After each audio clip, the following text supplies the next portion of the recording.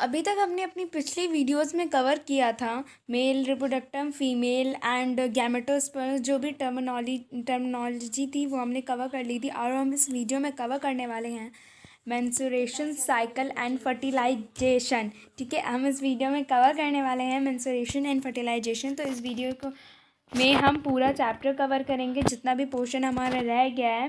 ठीक है, अगर आपको बाकी की चीज़ें समझना है पूरा चैप्टर, तो आप पहले मेरी जो मैंने फर्स्ट सेकंड थर्ड पार्ट डाला उसको जाके देखो। ठीक है, उसके बाद में ये वीडियो देखो। इससे पहले मैंने 3 पार्ट बना के डाले हैं। आई होप उसको अच्छे से देखिए, समझिए, फिर ये वाला पार्ट देखिए, क्योंकि ये चैप्टर इंपॉर्टेंट है। बोर्ड में मोस्टली मैंने एक वीडियो भी बनाया है जिसमें मैंने बोला है कि बहुत सारे डायग्राम्स ऐसे मैंने बताए हैं इंपॉर्टेंट। ठीक है, तो आप पहले उसको जाके देखो। ठीक है, मेरे साथ एंड तक इस वीडियो को देखना, क्योंकि मैं लास्ट में बताऊंगी कुछ इंपॉर्टेंट क्वेश्चंस जो बोर्ड्स में आते हैं। तो अपनी वीडियो को स्टार्ट करते हैं। Menstruation cycle and fertilisation. After studying spermatogenesis and oogenesis, अब हम पढ़ने जा रहे हैं मेंस्ट्रुएशन साइकिल एंड फर्टिलाइजेशन। ठीक है, अब हम पढ़ने जा रहे हैं मेंस्ट्रुअल साइकिल एंड फर्टिलाइजेशन। तो हमें पता है कि गैमेटोजेनेसिस क्या होता है। Gametogenesis is the process of formation of gametes in male and female is called gametogenesis. ठीक है, अब हम पढ़ेंगे कि फर्टिलाइजेशन अगर हम शॉर्ट में बोले तो फर्टिलाइजेशन हमें पता है कि किसे कहते हैं। फर्टिलाइजेशन किसे कहते हैं? The fusion of male and female gametes is called fertilisation. ठीक है, ये तो हमें पता ही है, हमें पहले से पता है कि जो फर्टिलाइजेशन किसे कहते हैं। The fusion of male and female gamete is called fertilisation. ठीक है, ये कॉमन सी बात है। नाउ अब हम ज़्यादा फोकस करेंगे वो है मेंस्ट्रुअल साइकिल पे। ये क्या होता है, जिसको हम पीरियड्स भी बोलते हैं। ठीक है, और मेंस्ट्रुएशन भी बोलते हैं। ठीक है, उसकी एक पूरी साइकिल होती है। ठीक है, उसके बारे में हम डिस्कस करेंगे वो क्यों होती है, और मतलब उससे उसका मेन फंक्शन क्या होता है। जैसे अभी हमने ओजेनेसिस के बारे में पढ़ा, सबके बारे में पढ़ा, वैसे इसके बारे में भी पढ़ेंगे। और ये 101% आता है एग्ज़ाम्स में, तो इसीलिए बिल्कुल ध्यान से बिल्कुल देखना मेरी इस वीडियो को। ठीक है, ठीक है, तो हम इसका फर्स्ट पॉइंट पढ़ते हैं कि menstrual cycle is the reproductive cycle in all primates and beings at puberty. ठीक है, कि मेंस्ट्रुअल साइकिल जो होती है ना, वो रिप्रोडक्टिव साइकिल होती है इन ऑल प्रीमेट्स। ठीक है, और ये कब होती है? पॉवर्टी, आफ्टर रीच, मतलब कि at the reaching age of adolescence. ठीक है, जब फर्स्ट बार जिसको ये साइकिल होता है उसको क्या बोलते हैं? मेनार्च। ठीक है, फर्स्ट बार जो मेंस्ट्रुअल साइकिल होता है उसको मेनार्च बोलते हैं। ठीक है, तो एक बार फिर से इसको रिवाइज करते हैं। The menstrual cycle is the reproductive cycle. ये रिप्रोडक्टिव साइकिल होता है, इसी की वजह से जो बेबी होता है वो हो पाता है, प्रेगनेंसी गेन कर पाती हैं लेडीज़। ठीक है, बिकॉज ऑफ मेंस्ट्रुअल साइकिल। ठीक है, इसमें क्या होता है कि एक जो ओवम होता है ना, आफ्टर 28 डेज हर एक ओवम जो होता है ना, ये जाके यूटेरस की वॉल पे, अगर देखो स्पर्म मिलेगा तो ये फर्टिलाइज कर जाएगा। स्पर्म मिलेगा इसको तो फर्टिलाइजेशन फ्यूजन होगा, फर्टिलाइज कर जाएगा। बट स्पर्म नहीं मिलता है तो ये यहाँ पे ब्रेक हो जाता है। ठीक है, और ब्रेक हो जाता है तो वो, ठीक है, in a form of blood and mucus के फॉर्म में ये बॉडी के बाहर जो होता है वो निकल जाता है एज ए गंदगी जो बॉडी की होती है। ठीक है, ठीक है, ये मेनली गर्ल्स में होता है, सभी गर्ल्स में होता है। ठीक है, आफ्टर द एज ऑफ 13-14। ठीक है, ये सभी गर्ल्स में होता है। ठीक है, menstrual cycle is the reproductive cycle in all primates and began at poverty. ठीक है, पॉवर्टी पे बिगन होती है, और जब ये फर्स्ट बार ये साइकिल होती है तो उसको बोलते हैं मेनार्च। ठीक है, उसको क्या बोलते हैं? मेनार्च। ठीक है, इन ह्यूमन फीमेल्स, ठीक है, in human females menstruation occurs on once in 20 to 29 days. ठीक है, ये 20 to 29 डेज पे ही होती है, उससे पहले उसके बाद में नहीं होती। अगर होती है तो हमें डॉक्टर से कंसल्ट करना चाहिए। ठीक है, the cycle of events starting from one menstruation till the next one is called menstruation cycle. ठीक है, मतलब कि तो क्या होता है कि देखो ह्यूमन फीमेल्स में, ओनली फीमेल्स में ये साइकिल होती है, मेल्स में नहीं होती है, ठीक है। इन फीमेल्स मेंस्ट्रुएशन साइकिल जो है वो आफ्टर 28 और 29 डेज, आफ्टर 1 मंथ कह भी सकते हैं कि वो जो होती है ये साइकिल होती है। 1 मंथ मतलब इस महीने में हो गया, अगले मंथ में होगा, after the gap of 28-29 days, ठीक है। The cycle of events starting from one menstruation till the next, मतलब कि अभी जो साइकिल मतलब इस मंथ में कोई मेंस्ट्रुएशन साइकिल स्टार्ट होगी और मतलब कि अगले मंथ तक, अगले मंथ में जो स्टार्ट होगी, इस ड्यूरिंग को टाइम को क्या बोलते हैं, मेंस्ट्रुएशन साइकिल, ठीक है। इस पूरी प्रोसेस को क्या बोलते हैं, मेंस्ट्रुएशन साइकिल, ठीक है। During the middle of menstruation cycle one ovum is released, ठीक है। हमें ये पता है कि एक मिडिल ऑफ मेंस्ट्रुएशन साइकिल जब बिगिन कर जाती है उसके बीच में, मतलब after 1-2 days after the begin of menstruation cycle, जो एक ओवम होता है, जो एक एग होता है, जो अनफर्टिलाइज्ड होता है, वो क्या कर जाता है, रिलीज कर जाता है, ठीक है, रिलीज कर जाता है। The cycle start with the menstruation flow 3 to 5 days caused due to breakdown of the endometrium of the uterus.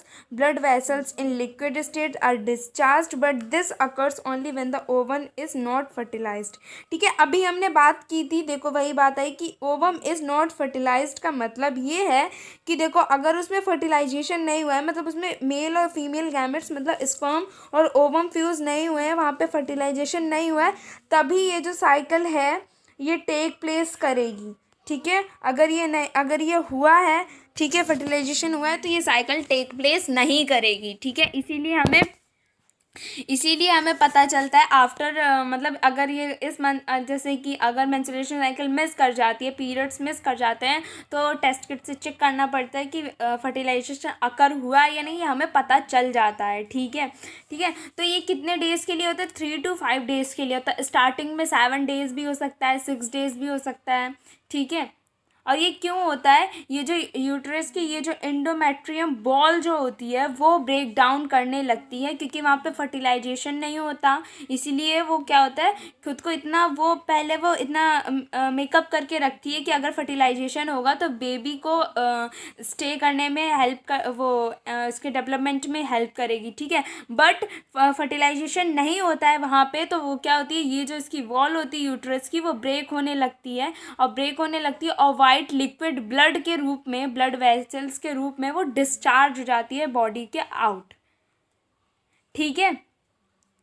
और ये तभी होता है जब ओवम फर्टिलाइज्ड नहीं हुआ होता। अगर ओवम फर्टिलाइज्ड होगा तो ये प्रोसेस टेक प्लेस नहीं करेगी, ठीक है। It is followed by the follicular phase. In this phase the primary follicles mature into Graafian, this cause the regeneration of the endometrium, ठीक है। अब ये सोच रहे होंगे कि एक बार एंडोमेट्रियम जो वॉल जो है वो ब्रेक डाउन हो जाती है, फिर दोबारा मेकअप करती है, खुद को प्रिपेयर करती है, दोबारा बनती है, वो कैसे बनती है, ये जो प्राइमरी फॉलिकल्स होते हैं ना, वो मैच्योर होके ग्राफियन में कन्वर्ट हो जाते हैं, ठीक है। और जब ये ग्राफियन में कन्वर्ट हो जाते हैं तो वो रीजनरेशन ऑफ द एंडोमेट्रियम करते हैं, ठीक है। और इस पूरी फेज को क्या कहते हैं, फॉलिक्यूलर फेज, ठीक है। इसमें क्या होता है कि अगर क्वेश्चन आ सकता है कि जब एक बार जो एंडोमेट्रियम वॉल जो है वो 1 मेंस्ट्रुएशन साइकिल में ब्रेक हो जाती है, तो वो दोबारा मेकअप कैसे करती है, दोबारा खुद को प्रिपेयर जो है वो कैसे करती है, तो हम ये लिख सकते हैं ड्यू टू फॉलिकल फेज, ठीक है। तो इसमें क्या होता है, इसमें जो प्राइमरी फॉलिकल्स होते हैं वो खुद को मैच्योर कर लेते हैं इनटू ग्राफियन फॉलिकल्स में, ठीक है, ग्राफियन फॉलिकल्स में कर लेते हैं, and this cause the regeneration of endometrium.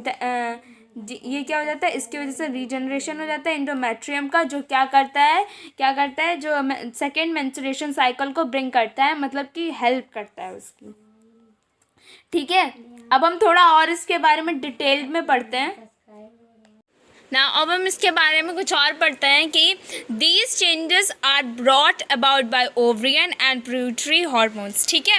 किस हार्मोन्स की हेल्प की वजह से ये जो होते हैं ये चेंजेस हो पाते हैं, ओवरियन एंड पिट्यूटरी हार्मोन्स की वजह से ये जो होते हैं वो चेंज हो पाते हैं, ठीक है। तो हम पढ़ते हैं इसके बारे में ये कैसे होता है, ठीक है। इन दिस फेज, इस फेज में क्या होता है, ठीक है, the release of gonadotropins, LH and FSH, ये अभी हमने थोड़ी देर पहले पढ़े थे, इसके यूज़ भी पढ़े थे, इसकी फुल फॉर्म्स भी पढ़ी थी, ठीक है।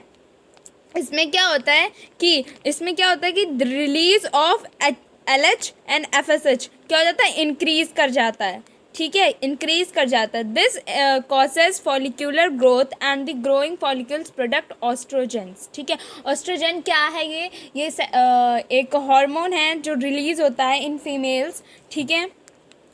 This cause follicular growth and the growing follicles produce oestrogens, ठीक है। ये ऑस्ट्रोजन एक सेक्सुअल हार्मोन है जो रिलीज़ होता है फीमेल्स में, ठीक है। जैसे प्रोस्टोन है वो मेल्स में रिलीज़ होता है, वैसे ये रिलीज़ होता है मेल्स में, ठीक है, सॉरी फीमेल्स में, ठीक है। एक बार फिर से पढ़ते हैं। These changes brought about by ovarian and pituitary hormones, ठीक है। दो चीज़ों की वजह से ये चेंजेस होते हैं, एक ओवरियन और पिट्यूटरी हार्मोन्स की वजह से, ठीक है। फिर in this phase the release of gonadotropins, LH and FSH increase कर जाते हैं इसमें। This cause follicular growth and the growing follicles produce oestrogens, ठीक है। अब हम दूसरा पढ़ते हैं कि the LH and FSH are their peak in the middle of the cycle 14 days and cause the reproduction of the Graafian follicle to release ovum. This phase is called ovulatory phase, ठीक है। अब 1 marks के question में 2 marks के question में हमसे पूछ देते हैं कि ओवुलेटरी फेज होता क्या है, तो ठीक है, हमें पता होना चाहिए एक एक लाइन का मतलब, एक एक वर्ड का मतलब, कि हाँ वो हमसे एग्जामिनर पूछ क्या रहा है, हम क्या बता रहे हैं, ठीक है।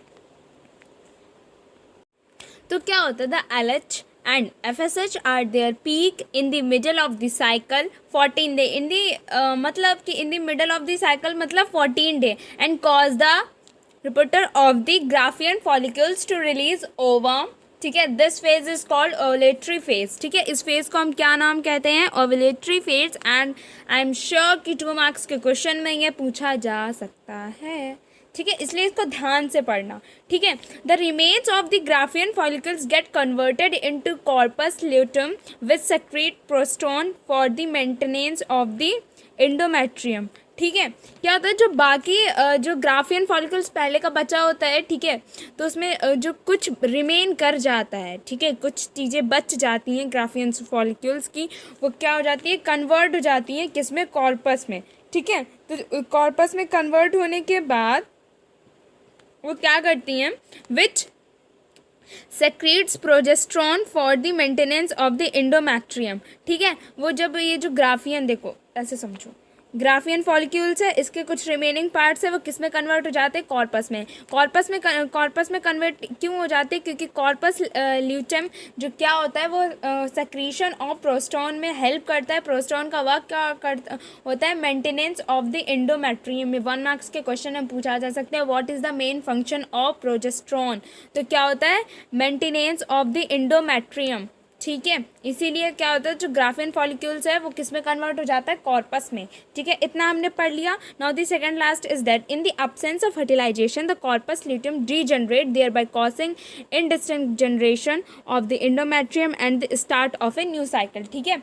अब देखो, in the absence of fertilisation नहीं होता है तो कॉर्पस ल्यूटियम, जो एक कॉर्पस शीट जो होती है ना, जो हमारे पास था GF, ठीक है, GF नहीं, मतलब कि ग्राफियन फॉलिक्यूल, वो क्या होता है, कन्वर्ट हो जाता है किसमें, कॉर्पस में। कॉर्पस जो है, अगर यहाँ पे फर्टिलाइजेशन नहीं हो रहा होता है तो क्या कर जाता है, ये भी डीजनरेट कर जाता है, ठीक है, डीजनरेट कर जाता है, ठीक है, thereby causing the disintegration of the endometrium and the start a new cycle। Degenerate करने के बाद क्या होता है, इसकी वजह से डिस्टिंग्रेशन होता है, ठीक है, एंडोमेट्रियम में, ठीक है, एंडोमेट्रियम में, और ये क्या करता है, एक न्यू साइकिल बिगन करने में हेल्प कर देता है, ठीक है। Now last point, that is in humans the menstruation cycle ceases to operate at the age of 50, ठीक है। This phase is known as menopause, ठीक है। जब पहली बार देखो कहाँ गया, ओके, जब पहली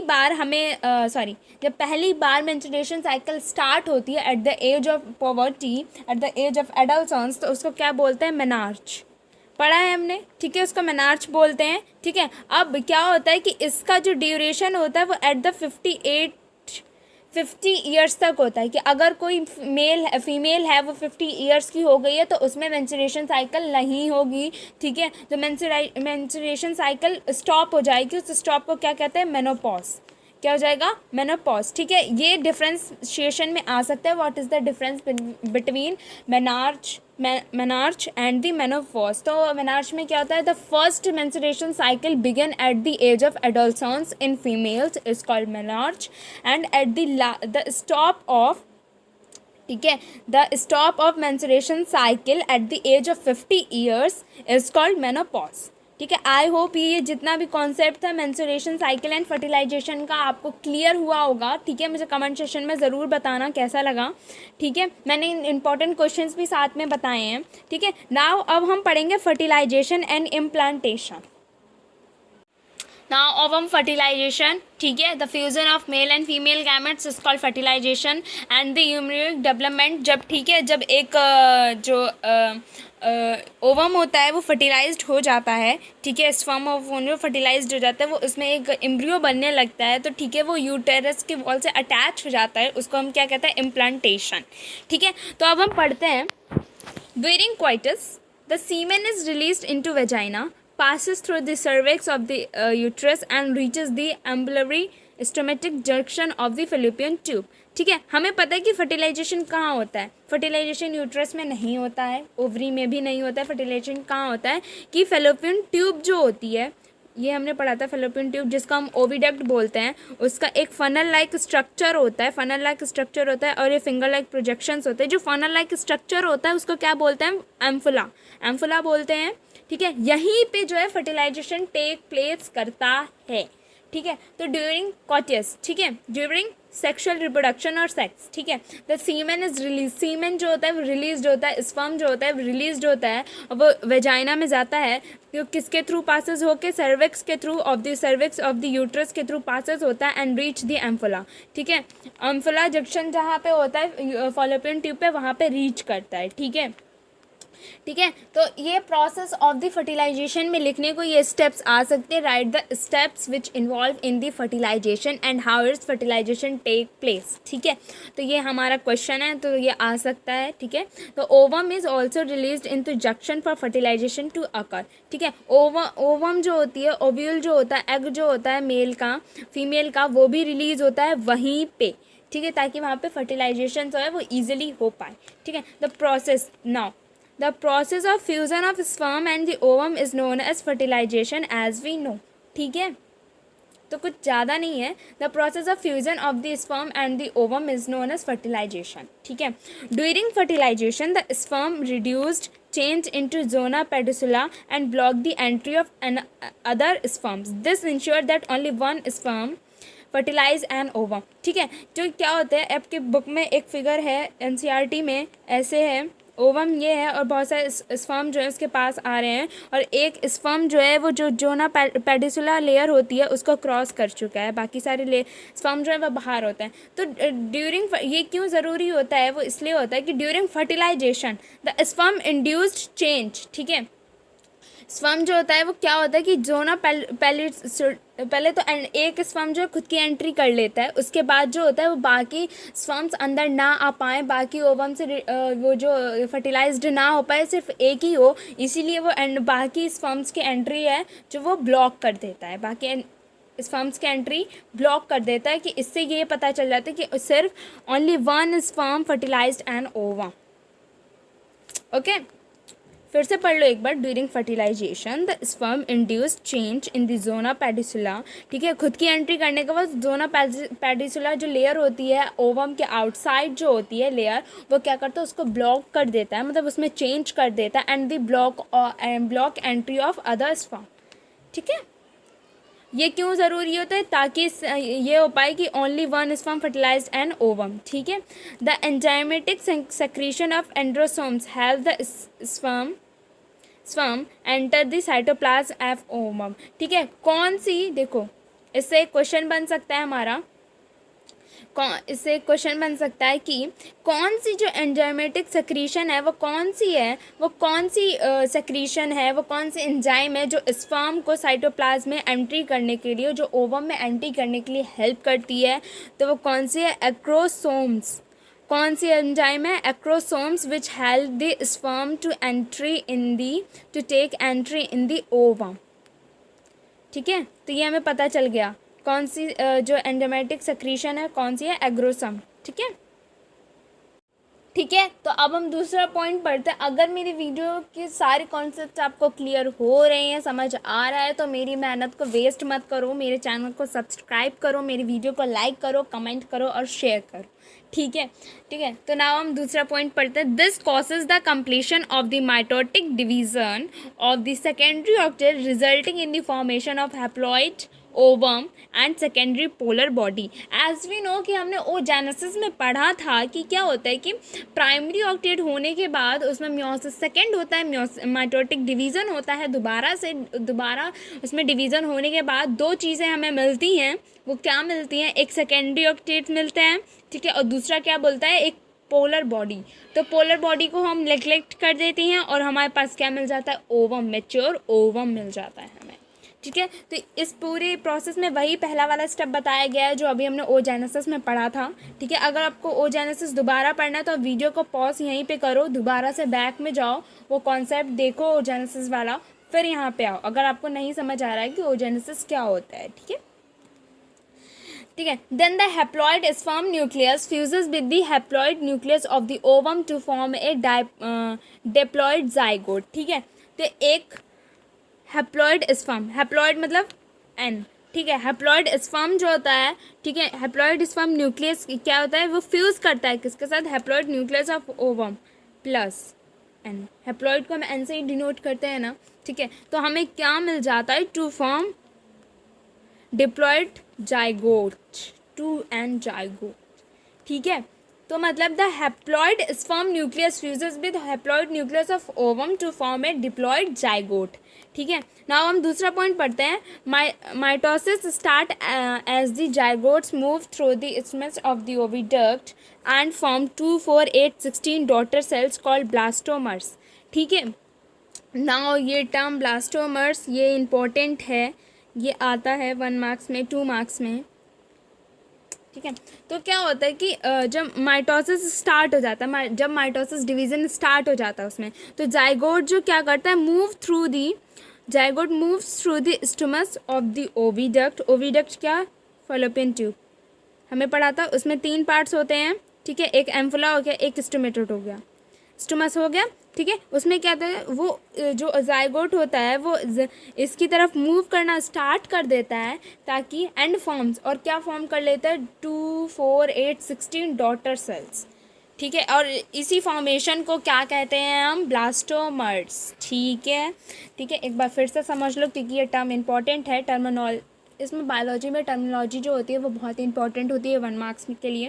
ठीक है, तो mitosis start as the zygotes. ठीक है, जब माइटोसिस स्टार्ट होता है, ठीक है, तो जाइगोट जो क्या होता है वो स्टोमस की तरफ मूव कर, स्टोमस कहाँ प्रेजेंट होता है? In the Fallopian tube, in the oviduct. ठीक है, of the oviduct and form 2, 4, 16 daughter sales. ठीक है, ठीक है, आई होप ये टर्म आपको क्लियर हुआ होगा। एक बार फिर से पढ़ लो, बिल्कुल समझ के जाओ अगर मेरी वीडियो को देख रहे हो तो। Mitosis start at the zygotes move through the isthmus of the oviduct and form 2, 4, 8, 16 daughter cells called blastomeres. Okay, लिखने के लिए the 8, 16 cell embryo is called morula which continue divide to form a blastocytes. The mollura moves further into uterus. ठीक है, जो 8, 16 sales होती हैं, जो embryo होता है, ठीक है, उसको क्या बोलते हैं हम? मोल्यूरा, मोल्यूरा। ठीक है, उसको क्या बोलते हैं? मोल्यूरा। और जो क्या होता है कि वो क्या होता है? विच कंटिन्यू डिवाइड, वो अगेन अगेन डिवाइड होता रहता है टू फॉर्म द ब्लास्टोसाइट्स। ठीक है, देखो टू द फॉर्मेशन जो क्या होता है? माइटोटिक डिवीजन स्टार्ट होता है तो क्या जाइगोट क्या होता है? वो मूव करता है स्टमस की तरफ, and they start dividing to form the 8 2 4 8 16 daughter cells इसका ब्लास्टोमर्स, ठीक है। बट जो 8 16 सेल एम्ब्रियोज होते हैं उनको क्या कहते हैं, मोल्यूरा, विच कंटिन्यूज टू डिवाइड, वो कंटिन्यूसली डिवाइड होते रहते हैं टू फॉर्म ब्लास्टोसाइट्स, ठीक है। तो मोल्यूरा मूव्स फर्दर इनटू यूट्रस, ठीक है। फिर वो कहाँ मूव कर जाते हैं, यूट्रस में, okay. Then the cell in the blastocytes are arranged in an outer trophoblast and inner cell masses, ठीक है। जो सेल होती है कहाँ पे, ब्लास्टोसाइट्स में, ब्लास्टोसाइट एक साइड होती है, वो क्या होती है, वहाँ पे जो सेल होती हैं वो ऐसे अरेंज्ड होती हैं into outer trophoblast and an inner cell mass, ठीक है। नाउ अब हम ये वाला पॉइंट पढ़ते हैं। The trophoblast get attach to the uterine endometrium and the process is called implantation, ठीक है। जो ट्रोपोप्लास्ट होती है वो किससे अटैच हो जाती है, यूट्रियन एंडोमेट्रियम से, ठीक है, ताकि वो स्टेबल रहे, बेबी की ग्रोथ अच्छी हो इसलिए, ठीक है, एक प्लेस मिले, ठीक है। द ट्रोपोप्लास्ट क्या हो जाती है, ट्रोपोब्लास्ट जो होती है वो यूट्रियन एंडोमेट्रियम से क्या हो जाती है, अटैच हो जाती है। And this attachment of trophoblast into uterine, ठीक है, एंडोमेट्रियम क्या कहलाते हैं, इम्प्लांटेशन। और इसी की वजह से क्या होती है, प्रेगनेंसी होती है, ठीक है। द ट्रोपोप्लास्ट गेट अटैच, एक बार फिर से देख लेते हैं इम्प्लांटेशन। अगर 1 मार्क्स के क्वेश्चन में आए व्हाट इज इम्प्लांटेशन तो क्या लिखेंगे हम, the trophoblast get attach into uterine endometrium and the process is called implantation, this lead to pregnancy, ठीक है। Now last that is the inner cell mass get differentiated to form embryo, ठीक है। ये जो इनर मास सेल्स जो होती हैं, जो जहाँ पे ब्लास्टोसिट्स होते हैं वहाँ पे क्या होते हैं, वहाँ पे सेल्स जो होती है वो अरेंज होती हैं, जिसमें outer trophoblast and inner cell mass होती हैं, इनर सेल मास की तरह अरेंज होती हैं। वो क्या कर लेती हैं, खुद को डिफ्रेंशिएट करना स्टार्ट कर देती हैं, जो क्या करता है, एक एम्ब्रियो को फॉर्म करने में हेल्प करता है। This is the last point of the fertilisation and implantation. I hope ये पूरा कॉन्सेप्ट आपको समझ में आया होगा, ठीक है। मुझे कमेंट सेशन में ज़रूर बताना ये वाला कॉन्सेप्ट ज़्यादा अच्छे से आया, ये वाला कम आया, ठीक है। नाउ अब हम पढ़ेंगे प्रेगनेंसी, पर्चुरेशन एंड लैक्टेशन, ठीक है। नाउ अब हम कवर करेंगे प्रेगनेंसी, ठीक है। प्रेगनेंसी क्या होता है, ठीक है, वो हम जानेंगे। वैसे तो हमें पता है कि क्या होता है, एज वी नो, ठीक है, बट इन डिटेल, ठीक है, वो हम जानेंगे, ठीक है। आफ्टर इम्प्लांटेशन, ठीक है, इम्प्लांटेशन हमें पता है, ठीक है, the attachment of trophoblast into uterine endometrium is called implantation, ठीक है, इज कॉल्ड इम्प्लांटेशन। तो इम्प्लांटेशन हो जाने के बाद क्या होता है, जो ट्रोपोब्लास्ट जो होता है वो क्या कर लेता है, फिंगर लाइक प्रोजेक्शंस को क्या कर लेता है, फॉर्म कर लेता है। क्या कर लेता है, फिंगर लाइक प्रोजेक्शंस को फॉर्म कर लेता है, जिसको हम क्या बोलते हैं, क्रोनिक विली, क्या बोलते हैं, क्रोनिक विली, ठीक है। तो ये 1 मार्क्स में पूछा जा सकता है कि कौन सी जो होती है वो कौन सी लेयर होती है जो फिंगर लाइक प्रोजेक्शन में हेल्प करती है, मतलब फॉर्म कर लेती है, तो वो कौन सी होती है, ट्रोपोब्लास्ट, ठीक है। तो फिर से पढ़ते हैं एक बार। After implantation the trophoblast forms finger like projection called chorionic villi, ठीक है। जो फिंगर लाइक प्रोजेक्शन बन जाती है उसको क्या बोलते हैं, chorionic villi, surrounded by the uterine tissue and the maternal blood, okay. तो क्रोनिक विली क्या होती है, the trophoblast form finger like projections called chorionic villi. ये कहाँ प्रेजेंट होती है, ये यूट्रियन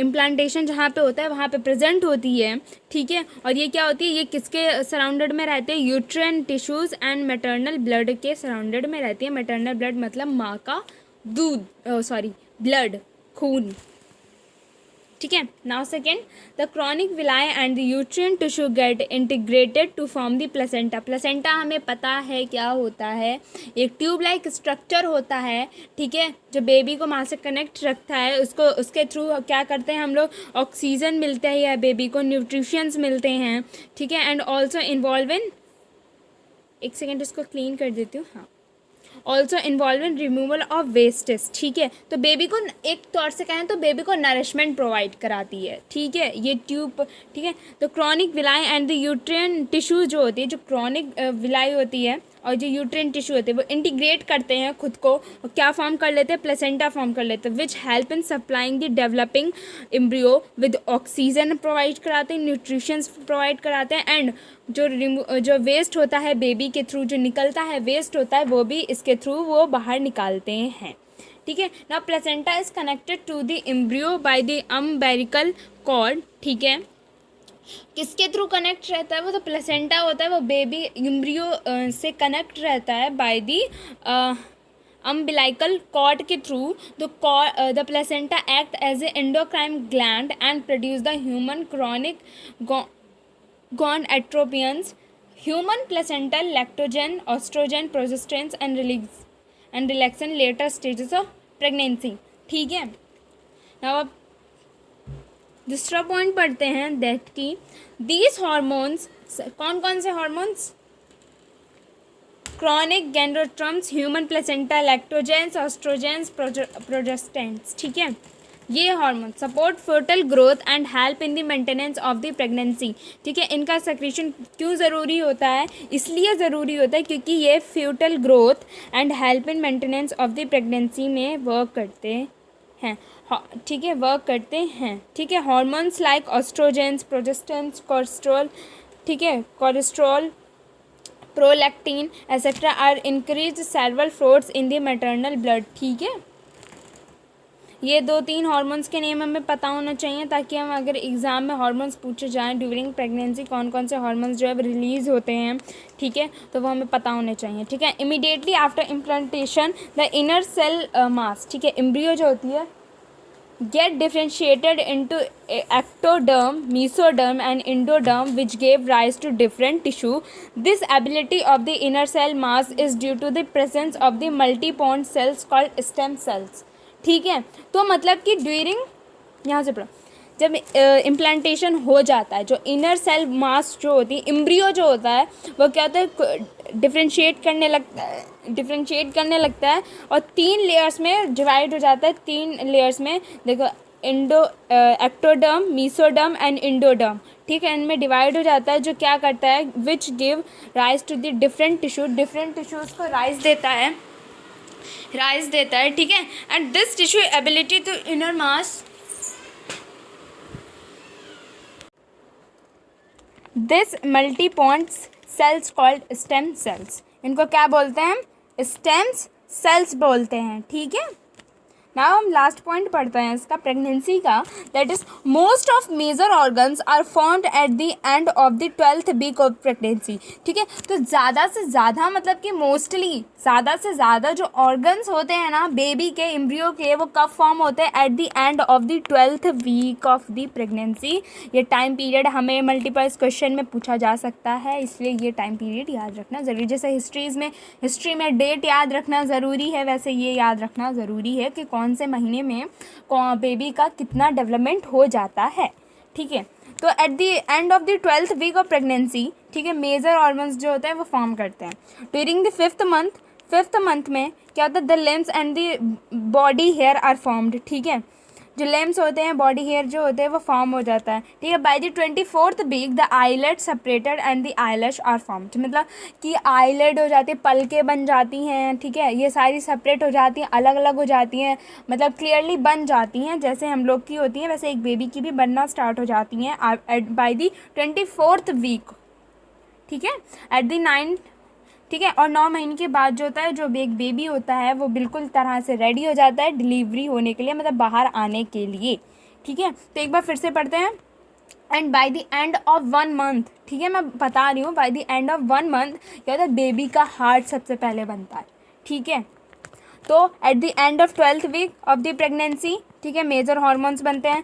5th मंथ में लिम्स एंड बॉडी हेयर बनते हैं, ठीक है। और by the end of 24th week eyelets and eyelashes are separated, and total duration कितना होता है, 9 मंथ एज वी नोज, ठीक है। ये थी पूरा कॉन्सेप्ट प्रेगनेंसी के ऊपर, ठीक है, एक मैंने चीज़ बताई है, ठीक है,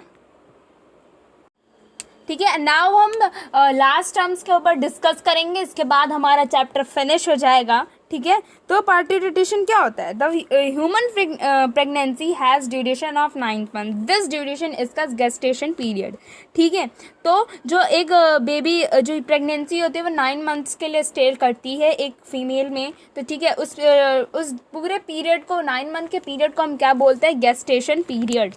क्या बोलते हैं? गेस्टेशन पीरियड, जिसमें क्या होता है? एम्ब्रियोनिक ग्रोथ होती है, ठीक है। अब हम जानते हैं कि इस टर्म का मतलब क्या होता है, प्रोटेशन का मतलब क्या होता है, ठीक है, ठीक है। तो at the end of this period, ठीक है, vigorous uterine contracts lead to the delivery of the foetus, this process is called parturition. जब 9th मंथ के बाद, ठीक है, जब ये 9 मंथ का पीरियड जो है ख़त्म होने लगता है, तो बेबी पूरी तरह से तैयार हो जाता है, मतलब कि पूरी तरह से डेवलप्ड हो जाता है, ठीक है, अंदर। तो क्या होता है कि vigorous uterine contracts and lead to the delivery of foetus. जब वो एक डिलीवरी का टाइम आ जाता है बेबी का, at the after the end of 9th month, जब बेबी के डेवलपमेंट का मतलब कि बाहर आने का, मतलब कि डिलीवरी होने का टाइम आ जाता है, उस डिलीवरी ऑफ टाइम को क्या कहते हैं? पार्टुरेशन, ठीक है, द टाइम ऑफ डिलीवरी, ठीक है, इसको बोलते हैं, ठीक है। तो parturition is a neuro endocrine mechanism and it's started by the signals from the developed fetus and the placenta which produce the fetal injection reflex, ठीक है। नाउ ये वाला पॉइंट पढ़ते हैं। This cause the release of octane from the pituitary which causes strong uterine concentration, ठीक है। हमें पता कैसे चलता है कि हाँ, कि बेबी के बाहर आने का मतलब कि जो बेबी है पूरी तरह से डेवलप्ड होने लगता है। पहली बात तो लीवर पेन होने लगता है, ठीक है, लीवर पेन होने लगता है। जब यूट्रियन कॉन्ट्रैक्ट्स करने लगता है तो लीवर पेन होने लगता है, वाइट डिस्चार्ज होने लगता है, ठीक है। दिस कॉज रिलीज ऑफ कौन कौन से हार्मोन्स रिलीज होते हैं? देखो, ऑक्टेन फ्रॉम द पिट्यूटरी, ठीक है, octane from the pituitary release होने लगता है, जिसकी हमें पता चलने लगता है कि हाँ, टाइम आ गया है डिलीवरी का, ठीक है, which cause stronger uterine contraction, ठीक है। This lead to the expulsion of a baby along with the placenta, ठीक है। जब देखो इसमें क्या होता है कि expulsion of a baby along with placenta, जब बेबी को बाहर निकालते हैं, जब प्लेसेंटा का ट्यूब होता है वो भी बाहर आ जाता है। जब आप उसकी देखते हो जब न्यूबॉर्न बेबी को, तो उसके साथ एक लॉन्ग सा ट्यूब भी बाहर आता है, उसकी नेवी जो नाभि होती है उसमें लगा हुआ, तो क्या होता है? प्लेसेंटा ही होता है, कुछ और नहीं होता, ठीक है। तो during pregnancy the mammary glands undergo differentiation and the milk is produced during the end of pregnancy, ठीक है। जब प्रेगनेंसी हो रही होती है, जब वो टाइम चल रहा होता है, जो मेमरी ग्लैंड्स जो होते हैं वो अंडरगो डिफरेंशिएशन में जाते हैं, मतलब बहुत सारे डिफरेंशिएशन होता है, बहुत सारे डिवाइड्स होते हैं, और ठीक है, उसमें फिर वहाँ पे मिल्क बनना स्टार्ट हो जाता है, ठीक है, मिल्क प्रोड्यूस होता है।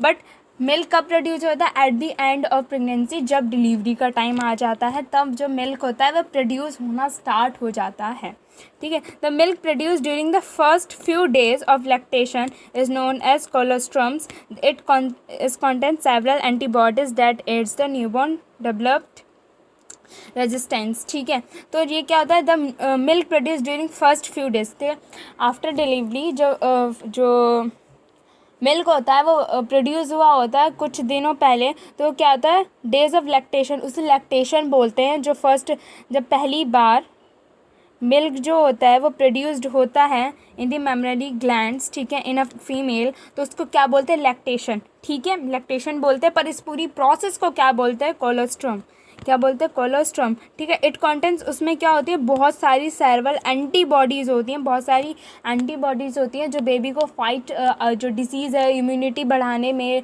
डिसीज़ से फाइट करने में हेल्प करती हैं। इसीलिए डॉक्टर्स रिकमेंड करते हैं कि हमें जो बेबी है उसको सबसे पहले माँ का दूध पिलाना चाहिए, ताकि क्योंकि जब वो फर्स्ट बार जो दूध निकलता है माँ के बॉडी से, ठीक है, तो उसमें बहुत सारी एंटीबॉडीज़ होती हैं, बहुत सारे अच्छे एंटीबॉडीज़ होती हैं, ठीक है, उसमें, ताकि जब वो बेबी पिएगा तो उसके अंदर भी एंटीबॉडीज़ का ट्रांसफ़र होगा, ठीक है, जिसकी वजह से उसकी इम्यूनिटी पावर स्ट्रांग होगी, ठीक है, डिसीज़ से फाइट करने की जो होती है कैपेबिलिटी वो ज़्यादा बढ़ेगी, ठीक है। इसीलिए जो डॉक्टर्स होते हैं इसीलिए रिकमेंड करते हैं कि जो बेबी को हेल्थी रखने के लिए मॉम का दूध जो है वो बहुत ज़रूरी है, ठीक है। एंड द फर्स्ट, जब पहली बार माँ का दूध निकलता है, ठीक है, थ्रू द बेस्ट फीडिंग जिसे हम बोलते हैं, ठीक है, बेस्ट फीडिंग बहुत इंपॉर्टेंट होती है मदर्स की, ठीक है, जो पहली बार दूध निकलता है माँ की बॉडी से फर्स्ट बार, ठीक है, फर्स्ट फ्यू डेज, ठीक है, जो बनता है उसका क्या बोलते हैं, लैक्टेशन, ठीक है, इस पूरी प्रोसेस को क्या बोलते हैं, कोलोस्ट्रम, ठीक है। ये यहीं पे हमारा चैप्टर जो है फिनिश होता है, ठीक है। आई होप ये चैप्टर आपको पसंद आया होगा, कॉन्सेप्ट सारे क्लियर हुए होंगे। अच्छा लगा तो मुझे कमेंट सेक्शन में ज़रूर बताना कैसा लगा कॉन्सेप्ट, आपको सारे क्लियर हुए या नहीं है, किसी चीज़ में प्रॉब्लम है, किसी चीज़ में आपको नोट्स चाहिए, कुछ भी चाहिए तो आप मुझे कमेंट सेक्शन में करके मुझसे कॉन्टैक्ट कर सकते हो, मेरे नोट्स ले सकते हो जो मैंने खुद हैंड नोट्स बनाए हैं, हैंडमेड हैं, ठीक है। मेरे अगर वीडियो अच्छी लगे तो मेरे चैनल को सब्सक्राइब कर देना। Okay, bye bye.